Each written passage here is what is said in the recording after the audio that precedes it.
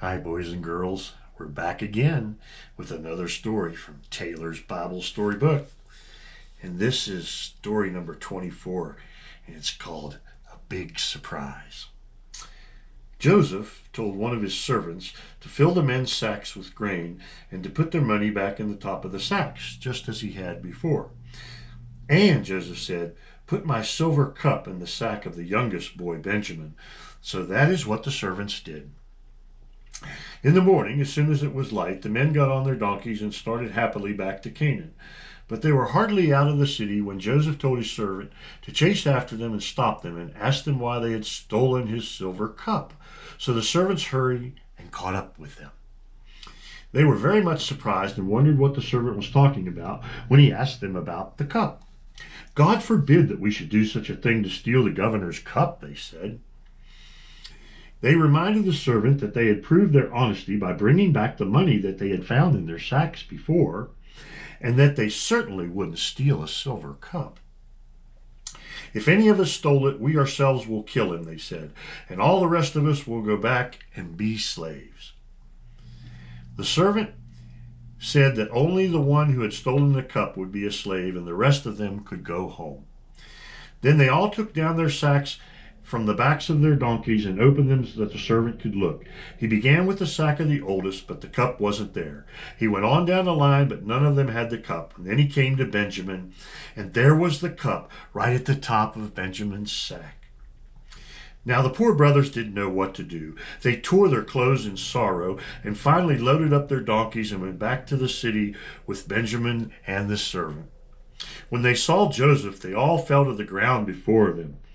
Joseph pretended that he thought Benjamin had really stolen his cup and that they should have known that he would find out about it.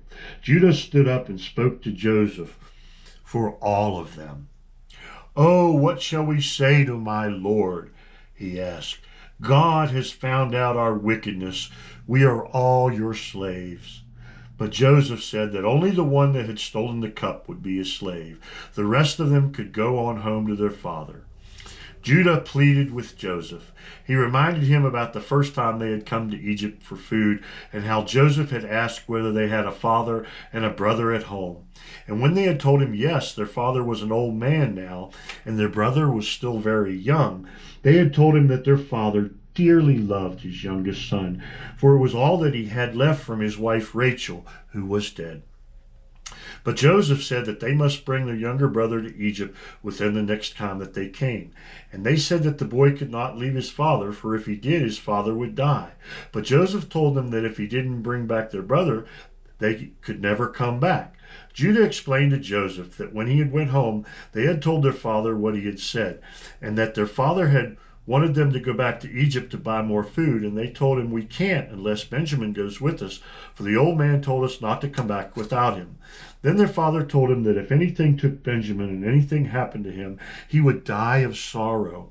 So now, Judah said, if they went home without Benjamin, their father would die of shock and sorrow.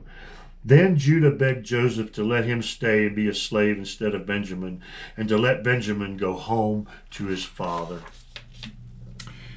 Joseph couldn't stand it any longer. He ordered all of his servants to leave the room, and Joseph was left alone with his brothers. Then he began to cry, and his brothers watched in surprise. Finally, when he could speak, he told them, "I am Joseph. Oh, tell me about my father." His brothers were too surprised and frightened to say anything. Then Joseph called them over to him. "I am your brother Joseph," he said again. Then at last they realized that what he was saying and the excitement there was, and they all hugged and they kissed each other. Joseph told them to stop being sad for what they had done to him, because God had turned it all into good. Joseph loved his brothers and didn't want them to be unhappy and afraid, so that is why he told them this.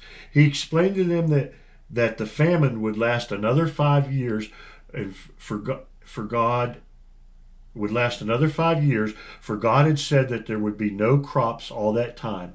Hurry back to my father, he told them, and tell him that his son Joseph says, God has made me a ruler over all of Egypt. Come down to me and you will live in the best part of the land. Bring your children, your flocks and your herds, and all that you have, and I will take care of you. Tell my father how great I am in Egypt, and describe all of you have seen. Hurry home and bring my father here. Then Joseph hugged his brother Benjamin, and he cried again, for he was so glad to see him. And Benjamin cried too, and so did all the brothers. And that's the end of story number 24, The Big Surprise, where Joseph gets back together with his brothers. What a great story. We'll see you next time, boys and girls, for another story out of Taylor's Bible Storybook. See ya.